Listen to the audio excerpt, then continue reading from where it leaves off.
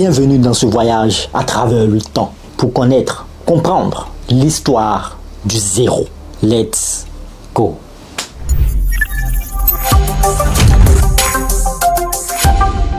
Bienvenue dans cet épisode sur la chaîne Science et Culture TV, la chaîne du savoir. Aujourd'hui est vendredi. Oui, la fin de la semaine, on n'est pas trop motivé, en tout cas pas pour tout le monde. Et aujourd'hui, on va voir un sujet très important. C'est le fait de parler du nombre ou du chiffre 0. Voilà. D'où est-ce qu'il vient?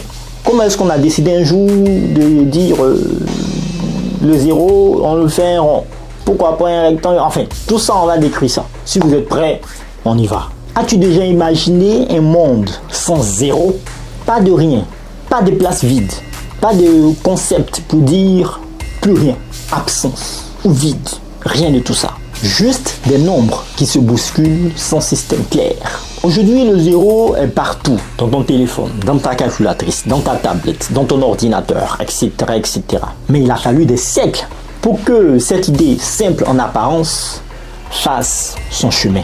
Et cette invention, c'est peut-être la plus puissante de toute l'histoire des mathématiques.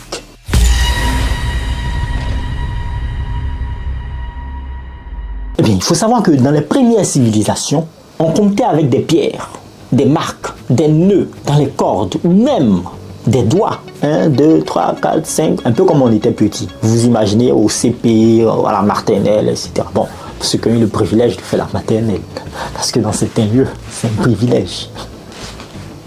Bon, restons concentrés. Mais il n'y avait aucun nombre qui représentait rien.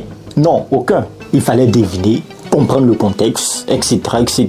Les Babyloniens utilisaient un système sexagésimal, base 60, très avancé. Bon, les mathématiciens savent un peu de quoi nous parlons.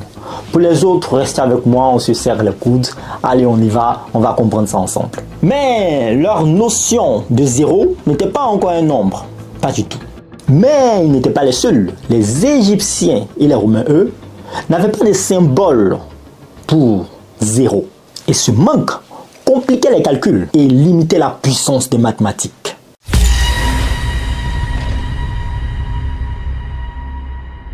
Le zéro, tel qu'on le connaît aujourd'hui, est né au 5e siècle en Inde.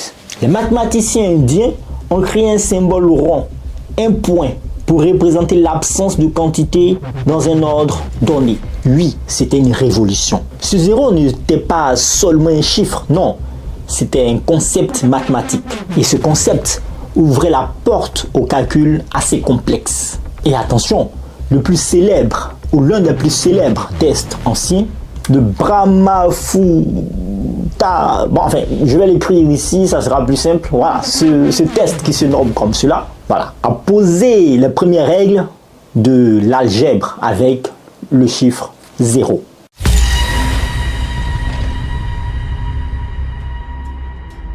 Eh bien, le zéro de l'Inde, il voyagea, d'accord? Il voyagea grâce aux commerçants arabes qui l'adoptèrent et l'adaptèrent. Au 9e siècle, un mathématicien du nom de Al-Khwarizmi écrivit des traités expliquant le système décimal indien. Mais en Europe, le zéro fut longtemps méconnu et même rejeté. On l'appelait parfois chiffre des infidèles. Oui, et les marchands européens préfèrent encore les chiffres romains. Il faudra attendre le 12e siècle avec le fameux Fibonacci pour que le zéro et les chiffres arabes s'imposent vraiment en Europe.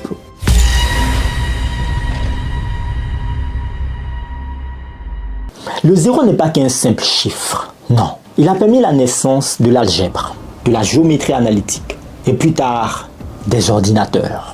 Sans zéro, impossible d'écrire des nombres comme 10, 100, 1000, 100 000, 1 million, etc., etc.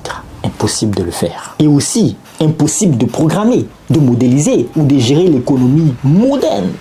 Il a aussi changé la philosophie de la pensée. Oui, la philosophie du rien. Car le concept du rien a bouleversé la manière dont l'humanité comprend son existence.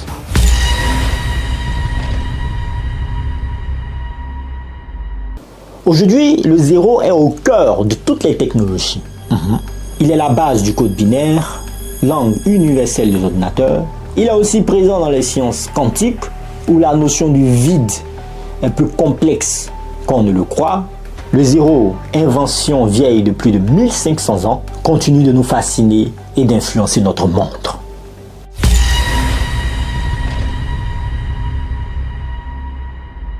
Alors, la prochaine fois que tu tapes 0 sur ton clavier, ton ordinateur ou ton tablette, rappelle-toi que c'est une invention qui date de près de 1500 années et qui a traversé des siècles. Une révolution mathématique. Une invention qui est humble, mais puissante. Le 0 n'est pas qu'un chiffre. Non, c'est une idée, un concept vers l'infini. Et toi, que ferais-tu sans le 0? Merci de nous avoir suivis. J'espère que tu as aimé cette vidéo. Si c'est le cas, n'hésite pas à mettre un like, n'hésite pas à partager et à t'abonner bien entendu. On se verra vendredi prochain pour un nouvel épisode sur le voyage dans le temps, d'accord? Et aussi, entre-temps, on se verra lundi. Bon week-end à vous. Lundi encore pour une culture assez fascinante, au-delà des normes. Portez-vous bien, faites le plein de savoir, n'arrêtez jamais d'apprendre. C'est ce qui vous fait grandir. Au revoir.